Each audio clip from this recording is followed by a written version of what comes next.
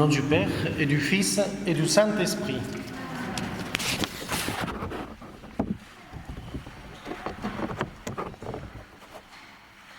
Nous avons la joie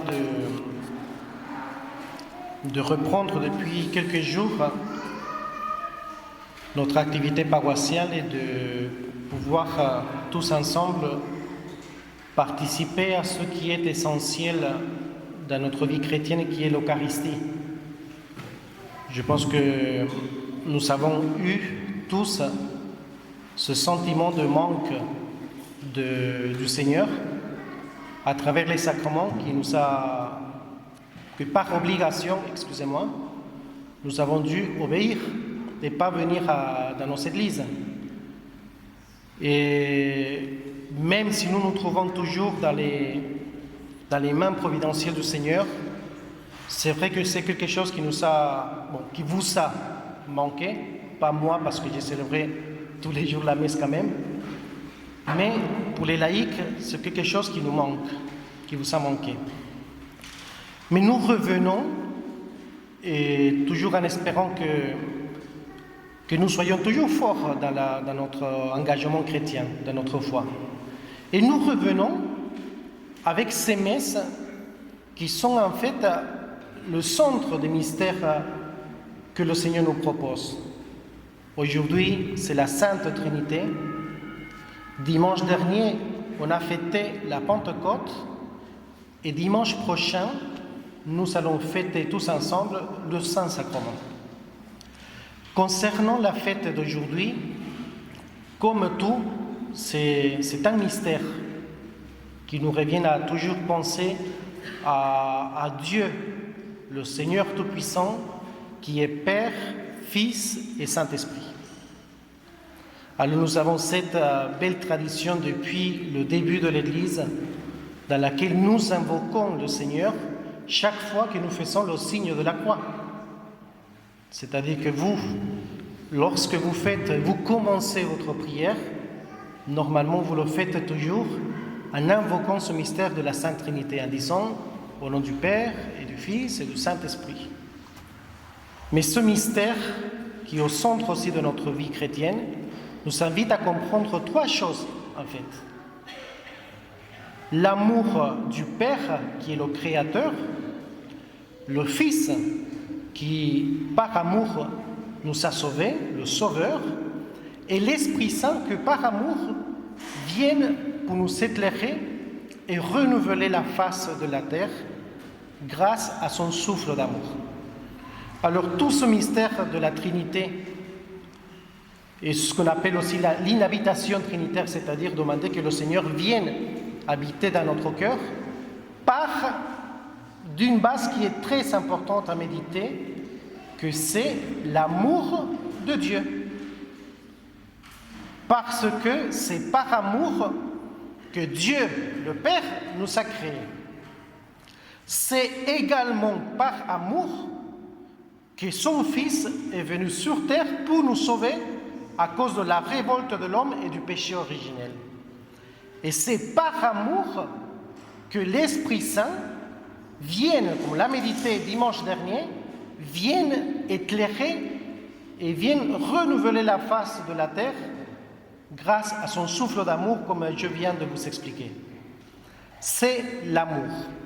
Il y a un beau texte de Saint Jean de la Croix qui disait que « mets de l'amour là où il n'y en a pas, et tu trouveras ». C'est-à-dire semer toujours de l'amour envers nous-mêmes, envers les personnes qui nous entourent, un amour vrai vers le prochain. Un exemple de cela, nous avons en Jésus-Christ, qui est le modèle de l'amour.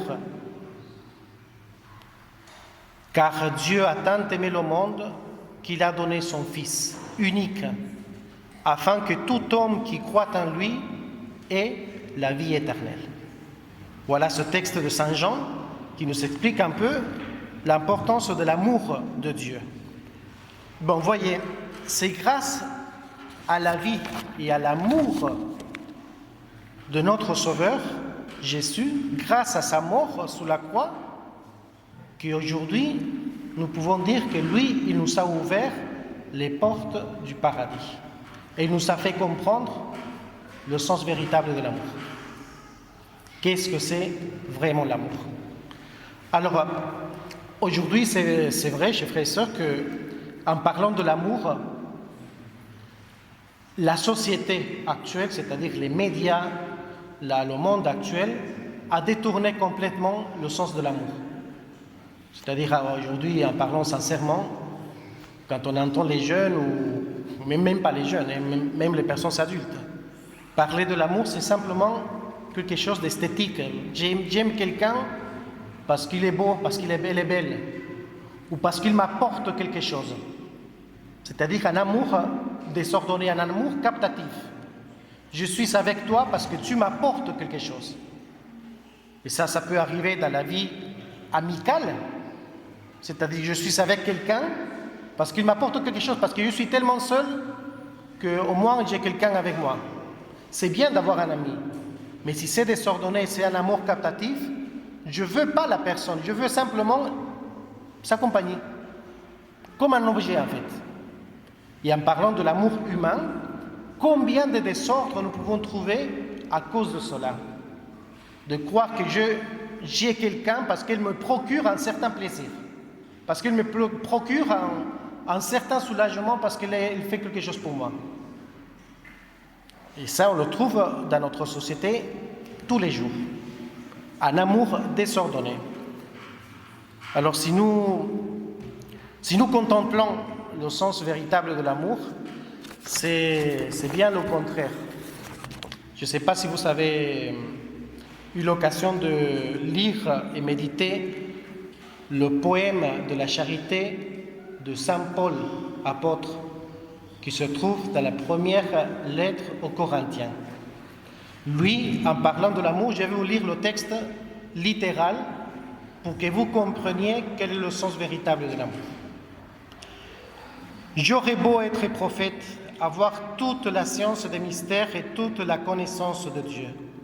J'aurais beau avoir toute la foi, jusqu'à transporter les montagnes.